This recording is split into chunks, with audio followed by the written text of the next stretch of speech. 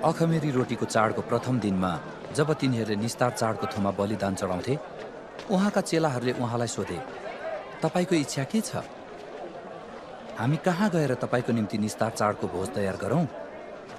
अनि उहाँले आफ्ना चेलाहरूमध्ये 2 जनालाई यसो भनेर पठाउनुभयो, "सहरमा जाओ र गाग्रोमा पानी बोकेर लैजाने एकजना मानिसले तिमीहरूलाई भेट्नेछ, उसको पछि लाग। त्यो मानिस जहाँ पस्ला त्यस घरका मालिकलाई भन, गुरुज्यू भन्नुहुन्छ, मेरा चेलाहरूसँग निस्तार चाडको भोज खाने मेरो पाहुना कोठा कहाँ छ? अनि तिनले तिमीहरूलाई सजी सजाउ गरेर तयार पारिएको माथिल्लो तलाको एउटा ठूलो कोठा देखाउनेछन् र त्यही तिमीहरूले हाम्रा निम्ति भोज तयार गर।" तब ती चेलाहरू गए र सहरमा पसे अनि उहाँले तिनीहरूलाई भन्नुभए जस्तै भेटाए र तिनीहरूले निस्तार चाडको भोज तयार गरे।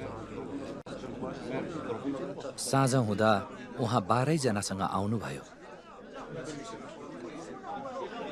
उहाँहरू ढल्केर खानु हुँदै गर्दा येशूले भन्नुभयो, "साँच्चै म तिमीहरूलाई भन्दछु, तिमीहरूमध्ये मसँग खाने एकजनाले मलाई धोका दिनेछ।"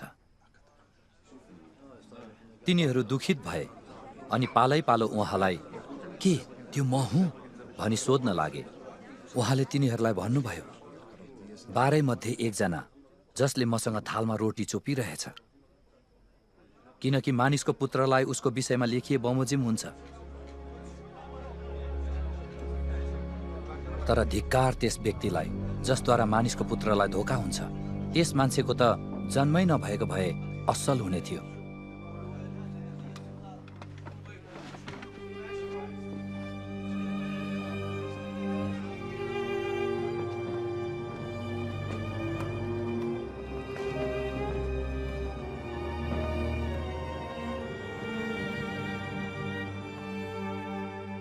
अनि खाइरहनु हुँदा येशूले रोटी लिनुभयो, आशीर्वाद दिनुभयो र भाँच्नुभयो र तिनीहरूलाई दिँदै भन्नुभयो, "लेहो, यो मेरो शरीर हो।"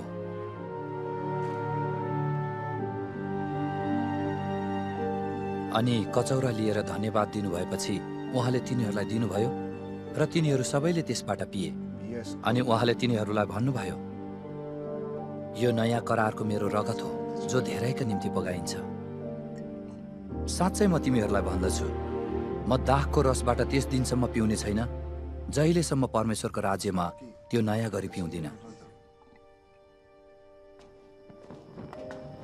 अनि एउटा भजन गाएर उहाँहरू निस्केर जैतुन डाँडातिर जानुभयो।